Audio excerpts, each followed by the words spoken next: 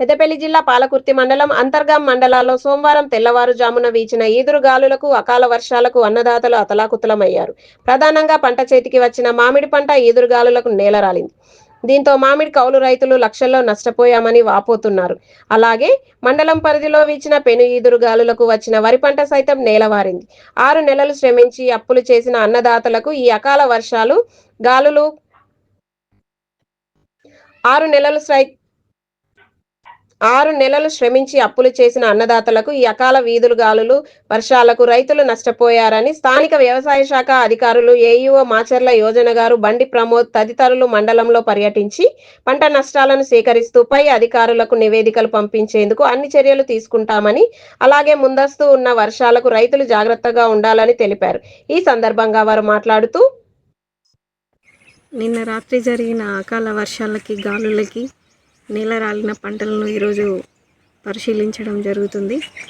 జయ్యారము, కుట్నూరు, Gudipalli, Takkalapalli revenue గ్రామాలలో ఈరోజు పరిశీలించి ఈ నివేదికని పై అధికారులకు పంపించడం జరుగుతుంది. అట్లాగే మామిడి తోటలు కూడా కొంతవరకు కాయలు నేలరాలని గమనించారు. వీటిని హార్టికల్చర్ సంబంధిత అధికారులకి నివేదిక ఇవ్వడం జరుగుతుంది. ముందస్తు వర్షాలు ఉండడం వల్ల రైతులు కూడా తగిన జాగ్రత్తలు తీసుకోవాల్సిందిగా కోరుతున్నాము. అకాల వర్షానికి మా పొలాలన్నీ అడ్డం పడిపోయినాయి. దయచేసి ప్రభుత్వం మమ్మల్ని ఏదన్నా ఆదుకోవాలని కోరుకుంటున్నాము. మాకు ప్రభుత్వం నుంచి మా అగ్రికల్చర్ ఆఫీసర్లను పంపించి మా పొలాలను చెకింగ్ చేసి ఎంత నష్టపోయినామో దాంట్లో ఎంతో కొంత సహకరించాలని ప్రభుత్వాన్ని వేడుకుంటున్నాం. దయచేసి ఖచ్చితంగా వేడుకోవాలి. ఆడేపు రాజేశం అనే వ్యక్తిది 3 ఎకరాలు, నాదో 3 ఎకరాలు మొత్తం నేల కొరిగింది.